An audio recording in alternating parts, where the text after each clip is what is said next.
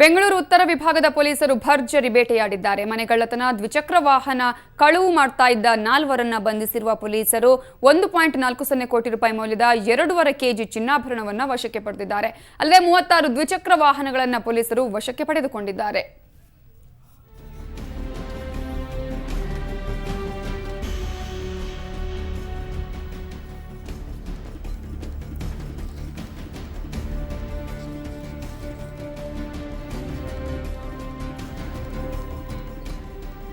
ಈಗಾಗಲೇ ಬೆಂಗಳೂರು ಉತ್ತರ ವಿಭಾಗದ ಪೊಲೀಸರು ಭರ್ಜರಿ ಬೇಟೆಯನ್ನ ಆಡಿದ್ದಾರೆ. ಮನೆಗಳ್ಳತನ ಆಗಿರುವುದು, ದ್ವಿಚಕ್ರ ವಾಹನಗಳ ಕಳವು ಮಾಡ್ತಾ ಇದ್ದಂತಹ 4ವರನ್ನ ಈಗ ಪೊಲೀಸರು ಅರೆಸ್ಟ್ ಮಾಡಿದ್ದಾರೆ. ಇವರಿಂದ 1.40 ಕೋಟಿ ರೂಪಾಯಿ ಮೌಲ್ಯದ 2.5 ಕೆಜಿ ಚಿನ್ನಾಭರಣವನ್ನು ಕೂಡ ಪೊಲೀಸರು ವಶಕ್ಕೆ ಪಡೆದಿದ್ದಾರೆ.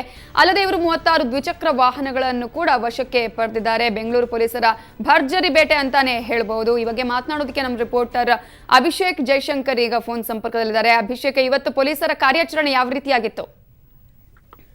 ನವಿತಾ, ಏನು ಸುಮಾರು ಉತ್ತರ ವಿಭಾಗದ ಪೊಲೀಸರ ಒಂದು ಮಹತ್ವದ ಕಾರ್ಯಾಚರಣೆ ಅಂತಾನೆ ಹೇಳ್ಬೋದು. 2.5 ಕೆಜಿ ತೂಕದ ಚಿನ್ನಾಭರಣ ವಶ ಮಾಡ್ಕೊಂಡಿರುವಂತದ್ದು. ಈ ಚಿನ್ನಾಭರಣದ ಒಟ್ಟು ಮೊತ್ತ ಅಂದ್ರೆ 1.4 ಕೋಟಿ ಚಿನ್ನಾಭರಣ ಮತ್ತು ದ್ವಿಚಕ್ರ ವಾಹನಗಳು ಕೂಡ ಸೇರಿರುವಂತದ್ದು. 21 ಮನೆ ಕಳವು ಮತ್ತು 36 ದ್ವಿಚಕ್ರ ವಾಹನ ಏನಿದೆ ಅದನ್ನ ಕಳವು ಪ್ರಕರಣದಲ್ಲಿ 14 ಜನ ಆರೋಪಿಗಳನ್ನು ಬಂಧಿಸಿದ್ದಾರೆ.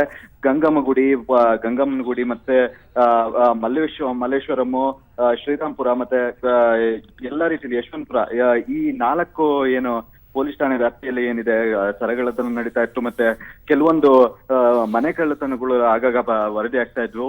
ಇದೆಲ್ಲ ಕೂಡ ಇವಾಗ ಸಾಲ್ವ್ ಆಗಿರುವಂತದ್ದು.